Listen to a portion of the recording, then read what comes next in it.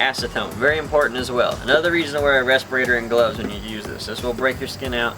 It is what takes paint off. So when you do, if you want to properly do a Funko Pop, you need to use acetone to completely take all the paint off of it. Well, basically what this does is it completely strips the paint off of anything, including vinyl. Now you don't want to do too much because it will melt the vinyl like anything else that's poisonous. This just removes everything that's paint. It's just like fingernail polish. It's a little stronger than fingernail polish. However, you can use fingernail polish if you want, but this really works better. But make sure you wear your respirator because it will your lungs. So we're ready to paint this head. Now what I'm going to do is I've already scotch taped everything I need to. This is just painter's tape. You can pick this roll up anywhere really. It's just the blue stuff. That's how you know it's the Scotch painter's tape, because it's supposed to seal the corners really well and you won't get those weird frumpy kind of lines that you'll get if it's not perfect. I also use just regular Scotch tape because I'm going to keep the beard there and it's clear so I can actually see through it, and then I can use an X-Acto knife to cut that, which is another tool you're going to need for this. You need to just take a really sharp X-Acto knife. Save a blade just to cut and don't use it for anything else, just so it stays sharp, and you'll be able to cut around these edges really easily, rip it off, and you'll be ready to paint. Okay guys, so here is the airbrush. For all of you that are new to an airbrush, it's really simple how it works. All you do is you gotta hook it up to a compressor, and then you just push this and the air comes out.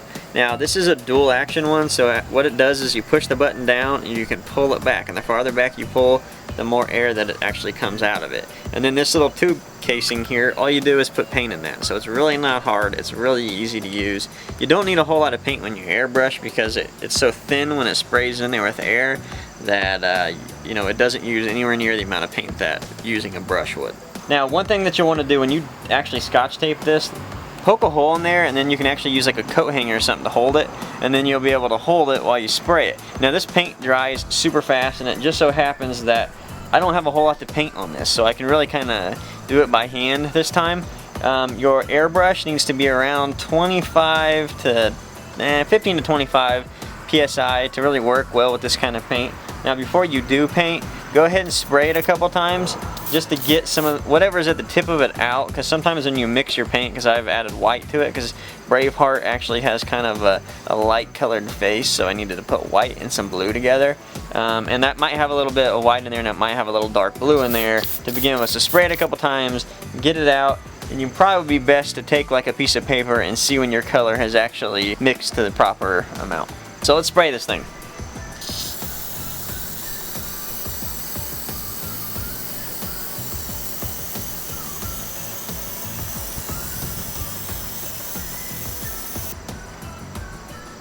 So there you go, you got a blue face. You don't need a whole lot of paint on this because, like I said, the airbrush kind of coats it, and what's nice about using an airbrush, you get a smooth paint surface instead of when using a brush. You'll get those small little brush strokes, or it'll take you a really long time to paint it when you do brush strokes because you'll have to do it real thinned out with water over and over and over again. Okay, so the paint's dry. That literally only took about 5 minutes to be able to peel it off. It's not completely dry, but it's dry enough you can see that it doesn't leave fingerprints in the paint, so it's, like I said, it's a really good paint. Now I went ahead and started taking this tape off, and you can see how smooth and crisp those edges were. Let's take off the eyeball cover.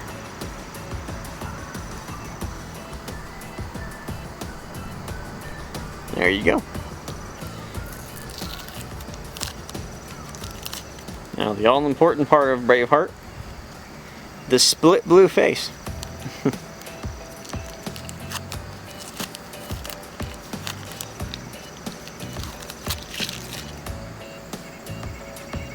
Alright guys, check it out. Isn't that pretty cool? It's really sharp. It worked really well. Like anything, don't leave your tape on there too long because it will eat the paint. So make sure when you're ready, when you lay the paint, or when you lay the tape down, make sure you're ready to paint, because if you're gonna leave it on there for a day, it probably will take the paint. Okay, so I got one side of Mel Gibson's face painted, but he does have both sides painted. Now if you'll notice on the picture, he has kind of a weird angled paint job on his face. Now since these are pops, they're more of a round, so you gotta kind of flow with the contours of what the face does. So all I've done is taken a pencil and I've drawn out what that is gonna do, and like I said, follow the contour so it just looks appealing. And then what I'm gonna do is I'm just gonna take painter's tape again and just fill that block in, which is actually gonna be this block because this side will be blue, and then I'll be ready to paint again. Alright, let's spray this other side.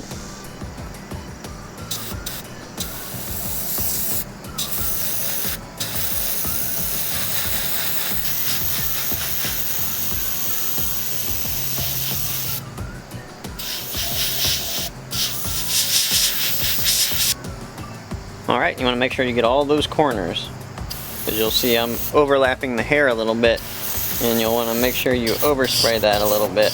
That way you will cover it once and you want to go back over with a brush, because that's usually a problem when you do that. So here in about 5 minutes we'll be able to rip this paint off and see what he looks like done. Alrighty guys, so the body is now ready to be painted. I mixed brown, which a lot of times the paint that you buy doesn't have brown, so you're going to need to do equal parts red and yellow, and then add a little bit of blue at a time, and then you can kind of add more red, more yellow if you want more of a reddish brown, or you can add more blues if you want more of a grayish color. So I went ahead and mixed up a brown we're going to start with, and basically what I'm going to do before I spray this, I'm going to drill a hole at that top nub there, and then I'm going to take like a hanger or a piece of metal and go through that hole. That way I'll be able to hang it while I spray it. It'll make it a heck of a lot easier. I went ahead and used like a hair tie type thing. So you can simply just cut off the little round off pieces and then just slide it through there. And now instead of having to use the wire to hang it from a long distance, which is nice when you want to hook it, to just kind of hang there to dry. This paint dries so fast I really don't need to. I can simply hold it by hand like this and spray it. And then just kind of let it go, because I'm painting the feet a different color, and I'll probably do that with a brush anyways, so I can just sit it on a sturdy surface to be able to dry that way. But honestly, hanging it on a hook is the best way to dry.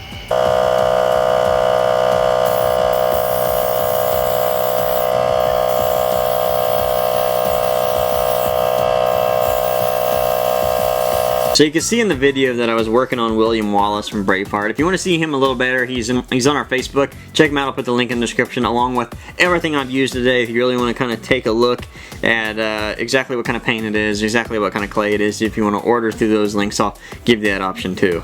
So William Wallace, if you want to take a closer look at him, there he goes. Now, if you're just starting, don't think you have to go crazy with clay. It's all a process. You gotta learn, and you gotta destroy it, and you gotta suck at it, and you gotta get better at it. It's just the process of becoming an artist. As soon as you guys get done with the clay, understand that the stuff gets heavy. My Violator from Spawn is really heavy because I have a lot of clay on him. I did a lot of sculpting on his face. Even the Joker. The Death of the Family Joker is decently heavy. He's not too heavy, but I like to have that protruding chin, and that does add some weight. And I made the hair. I didn't actually use a vinyl pop hair.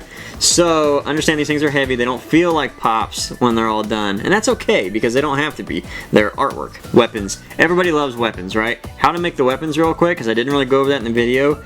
All you gotta do is make a flat square out of clay, wait for it to dry a little bit, but not quite dry enough to cut basically, and cut out the shape of the tool and then let it dry. That's what I did with Talon's knives. I waited till they were slightly dry and then I cut them, and then about an hour later they were rock hard and I were able to super glue it on there. So there you go. So hopefully that gave you a basic understanding of how to make a custom pop. If I didn't answer all your questions, put them in the comments. I'll try to. Also, swing over to our Facebook. I'll put the link in the description, and ask me there. It's a little easier for us at this point to interact with you guys now that we get so many comments and the channel's growing so much. It's hard for us to answer those like we were able to before. We're pretty good at it at Facebook though, so if you have a Facebook, swing over there and interact with the community. We're great people, right? So hopefully that gave you a basic understanding of how to create custom pops, at least how I do it. You don't have to do it this way. Just let it give you a start off point. That's a push off point. Now you kind of know what you can do out there, what you can eventually get to, because you don't have to use this kind of clay. You can go out and get the cheapest little clay and play with it. It's not a big deal, guys. It's for fun. That's what the whole thing with these things are. Make sure it's something you enjoy, because if you start not enjoying it, it's not going to be fun, right? And then what's the point of doing this at all? So when you come up with these custom pops, swing to our Facebook, post them. We want to see them. We all want to bask in the glory of everybody's artistic ability, all the nostalgia out there, and we're all going to have a great time. So thanks for watching, guys. Thanks, guys. Bye.